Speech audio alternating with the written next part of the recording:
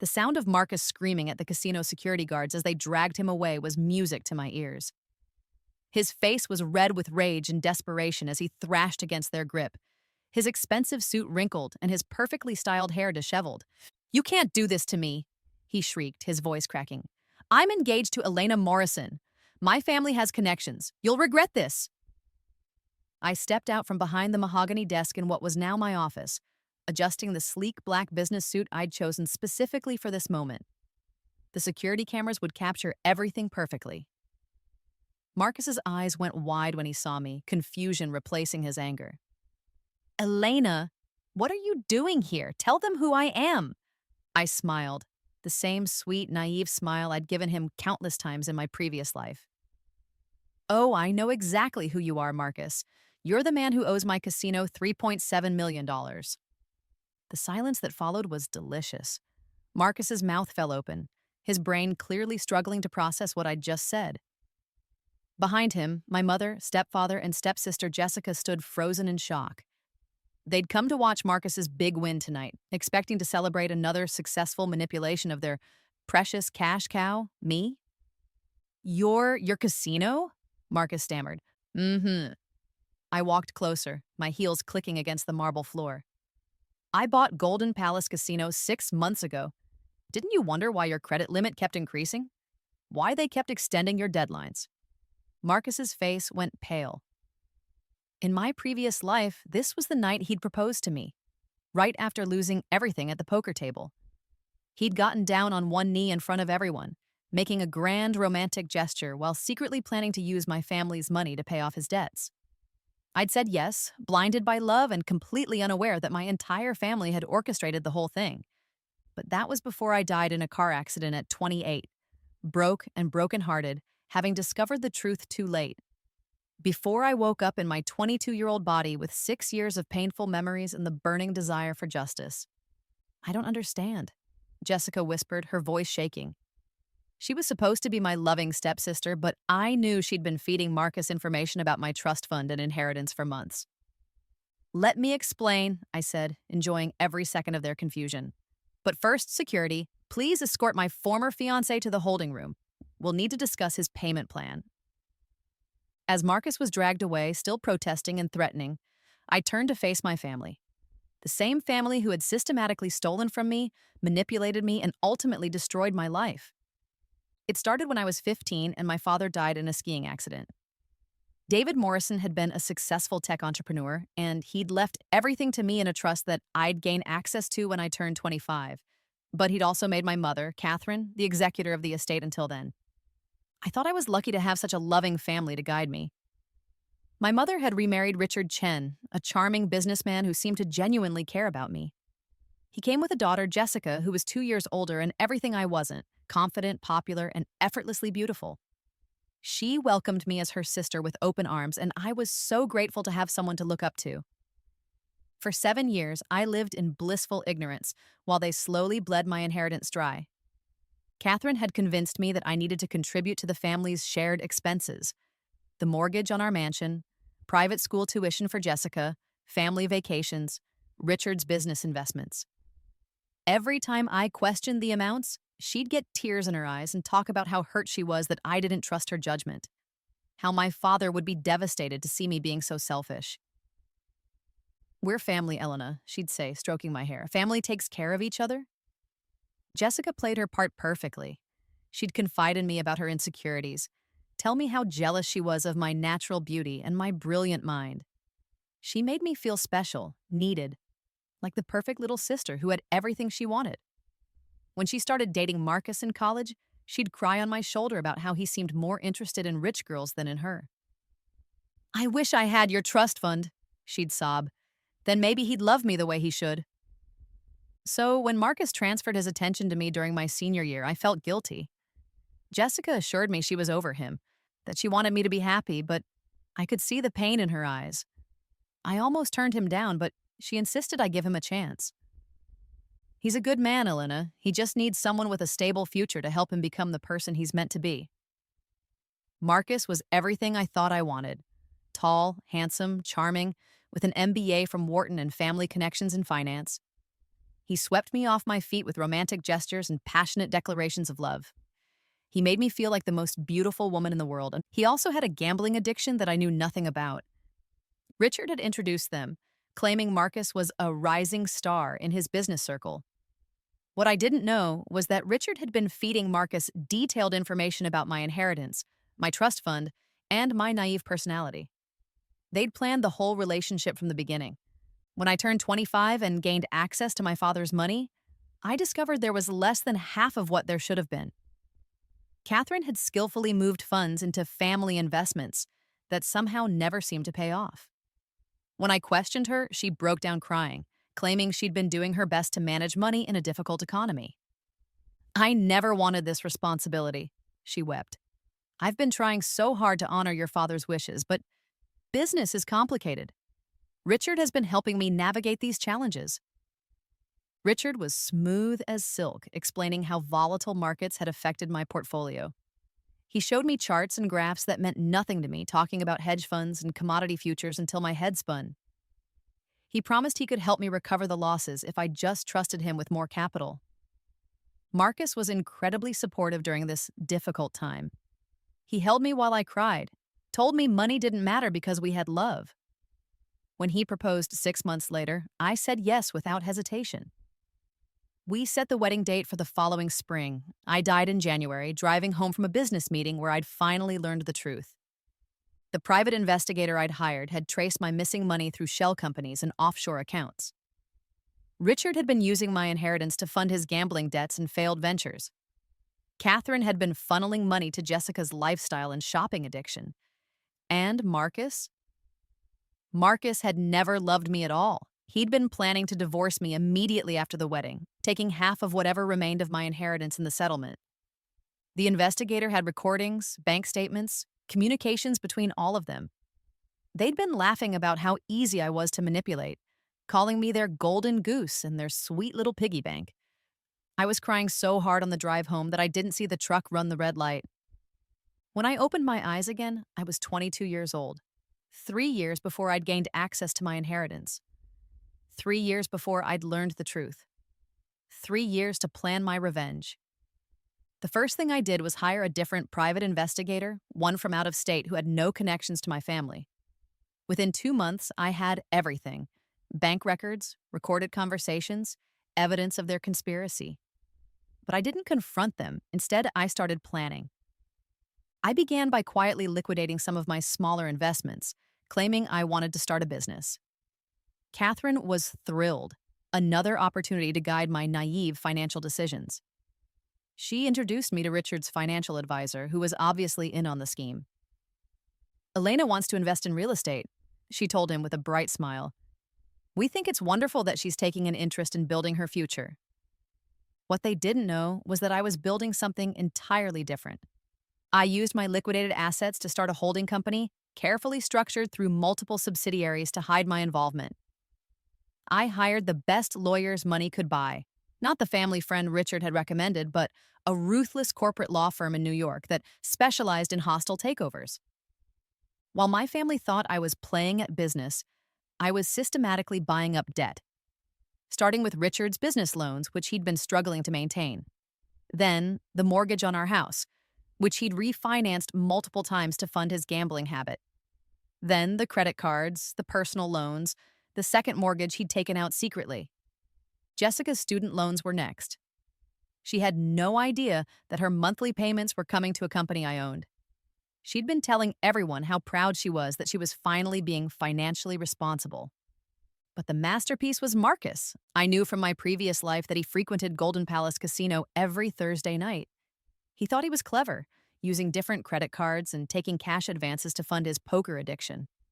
In my previous life, he'd been drowning in debt by the time he proposed, desperate enough to marry a woman he despised just for her money.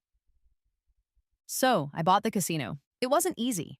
Golden Palace was owned by a consortium of investors who weren't initially interested in selling. But money talks, and I had enough to make them listen. I bought them out completely, then installed myself as the new owner under a corporate name that would never be traced back to Elena Morrison. Then I started extending Marcus's credit. Every time he reached his limit, I approved an increase. Every time he couldn't make a payment, I graciously extended his deadline. I made sure he felt like the luckiest man alive, like the universe was finally rewarding his strategic approach to poker. He thought he was getting away with the perfect crime.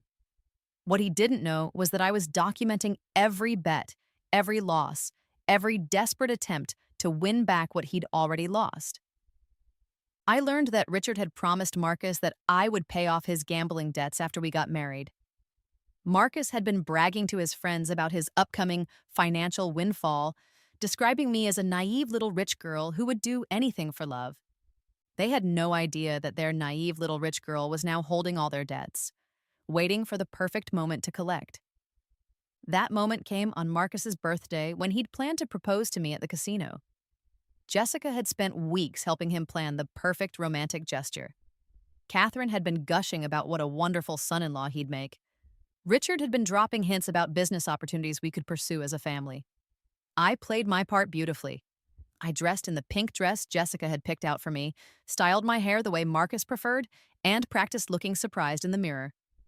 When he got down on one knee in front of the entire poker room, I gasped and covered my mouth just like they expected.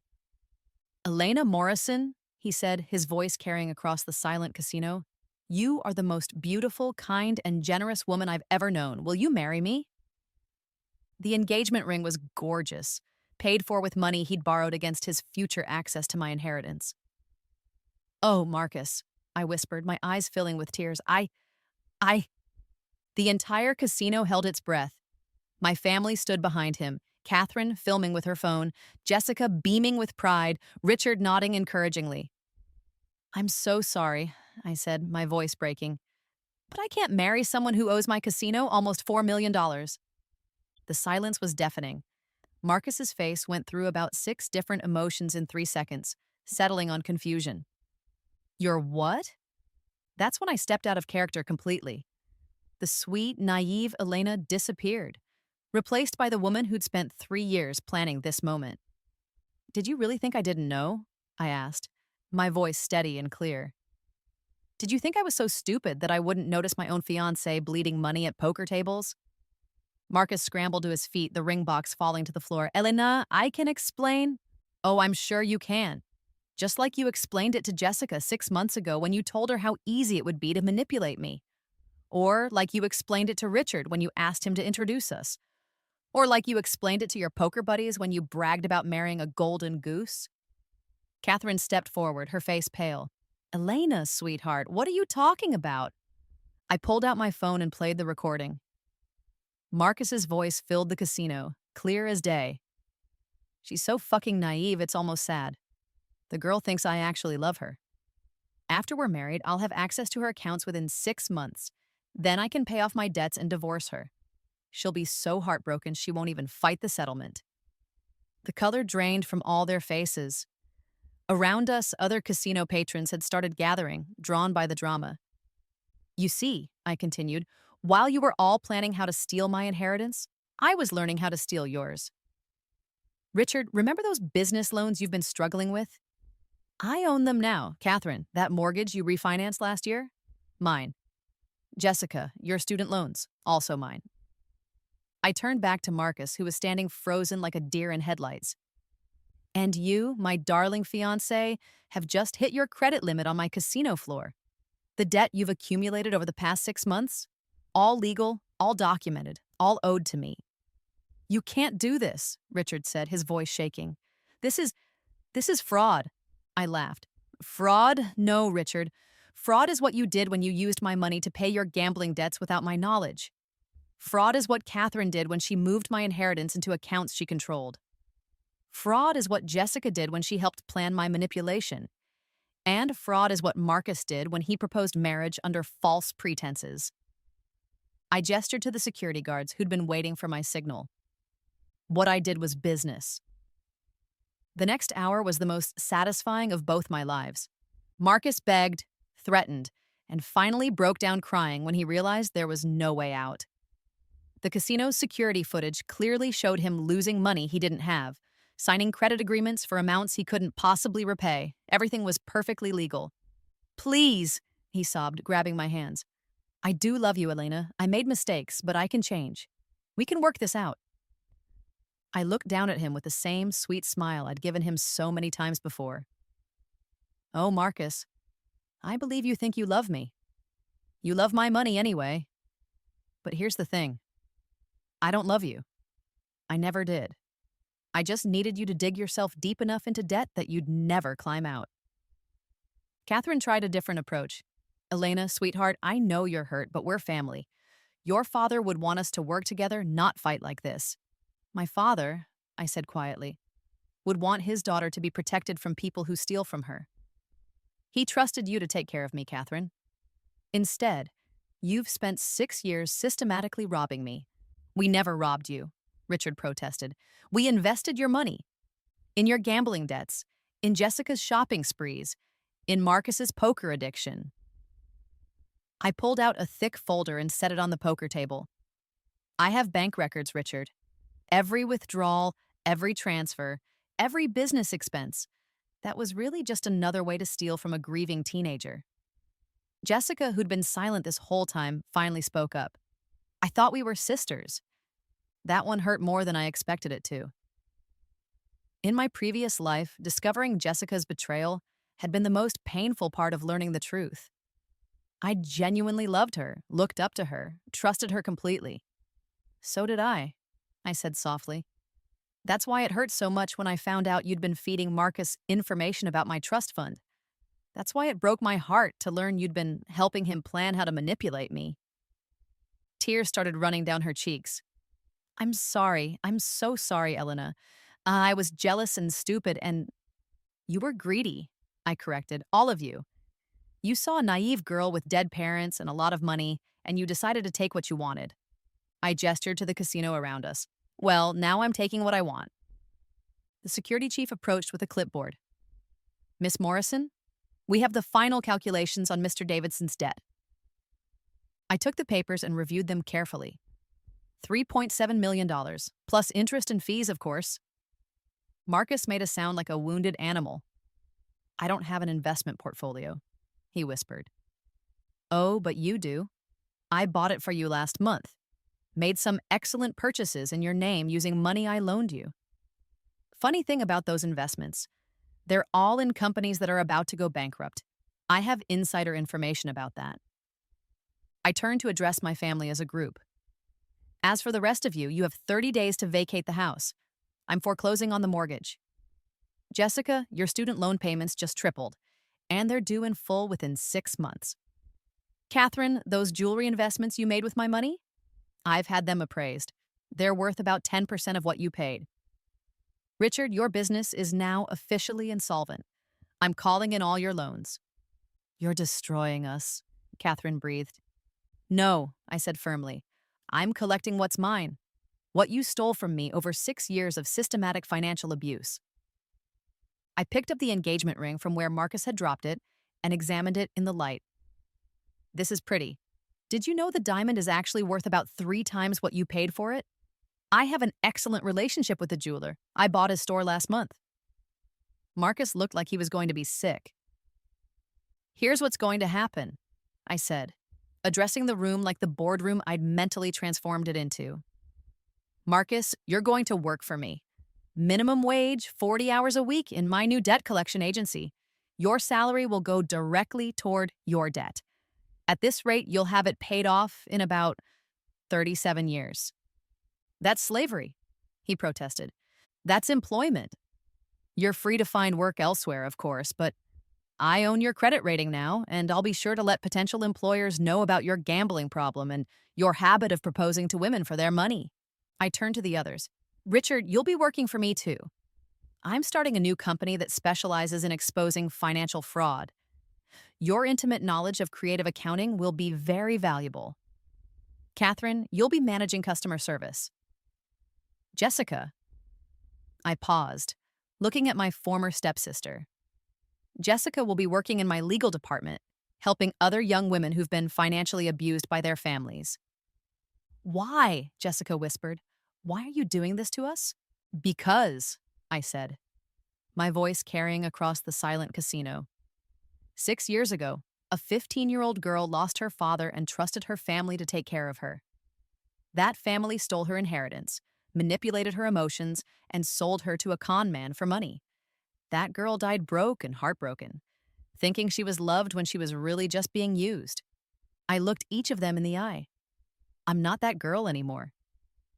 The aftermath was everything I dreamed it would be and more. Marcus tried to run, of course. He lasted about 3 days before my lawyers caught up with him in Mexico. It turns out that fleeing the country with unpaid casino debts is a federal crime. Who knew? Richard attempted to declare bankruptcy, but I'd already moved to have his assets frozen pending investigation of his fraudulent business practices. The IRS got very interested when I provided them with documentation of all the money he'd hidden over the years. Catherine played the victim card beautifully, telling anyone who would listen about her mentally unstable stepdaughter who was clearly having some kind of breakdown. Unfortunately for her, I'd anticipated that strategy. The recordings I'd made of her admitting to the theft were quite compelling, especially when played for the judge during her embezzlement hearing. Jessica surprised me. Instead of running or fighting, she came to my office a week later and asked to speak with me privately. "I know you have no reason to forgive me," she said, sitting across from my desk in the same chair where Marcus had signed his payment plan. "I know I betrayed you in the worst possible way." I waited for her to continue. "But I want to make it right, however long it takes, whatever I have to do. I want to earn back even a tiny fraction of the trust I destroyed." "Why?" I asked. She was quiet for a long moment. "Because you were the best sister I ever could have asked for, and I threw it away for money. Because I loved you, Elena, even when I was helping them hurt you. And because—" She took a shaky breath. "Because when I saw you in that casino, standing up for yourself, refusing to be anyone's victim ever again, I was proud of you. And I realized I want to be someone you could be proud of, too." It was a nice speech. In my previous life, it might have worked. "Jessica," I said gently, "you're going to work in my legal department and you're going to help other young women who've been financially abused. Not because I forgive you, but because I want you to spend every day thinking about what you helped do to me." She nodded, tears streaming down her face. "I understand." "Good. Your first case file is on your desk. Her name is Amanda Chen, and her stepmother has been stealing from her trust fund for 4 years. Sound familiar?" 6 months later, I was standing in my new penthouse apartment, looking out over the city skyline. Golden Palace Casino was just one of 12 businesses I now owned. My debt collection agency was thriving, my legal firm was expanding, and my real estate portfolio was growing daily. Marcus was currently working the night shift at my call center, fielding complaints from other debtors. His gambling addiction had disappeared completely once he could no longer afford to place bets. Funny how that worked. Richard was teaching financial literacy courses for low-income families, helping them avoid the kind of predatory lending he'd once specialized in. His salary went directly to paying back the families he'd defrauded over the years. Catherine was living in a studio apartment and working customer service for my victim advocacy nonprofit. Every day, she helped women who'd been betrayed by the people they trusted most. The irony was not lost on anyone. Jessica had thrown herself into her work with surprising dedication. She'd helped recover over $2 million for victims of family financial abuse, and her legal briefs were actually quite good. She still sent me reports every week, along with personal notes apologizing for her betrayal. I read them all, but I never responded. The trust fund my father had left me was not only fully restored, but had grown by over 400%. It turned out I had quite a head for business when I wasn't being systematically robbed. My phone buzzed with a text message. It was from my private investigator, updating me on a new case. A young woman named Sarah Morrison, no relation, whose fiancé was trying to steal her inheritance through a fake investment scheme. The pattern was depressingly familiar. I smiled and typed back, "Send me everything and find out if he gambles." Some people might say I'd become vindictive, cruel, obsessed with revenge. They might be right. But I'd also become successful, independent, and impossible to manipulate. I'd learned that the world was full of people who would steal from grieving children, con women out of their inheritances, and sell love for money. I'd also learned that sometimes the best revenge was simply refusing to be a victim. My father had always told me that money was a tool. It could build or destroy, depending on who wielded it. For 6 years, I'd let other people use my money to destroy my life. Now it was my turn to build something. The intercom buzzed. Miss Morrison? There's a young man here to see you.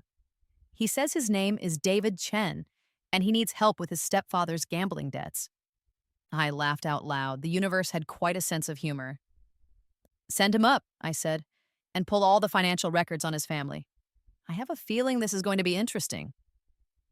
Outside my window, the city sparkled with possibility.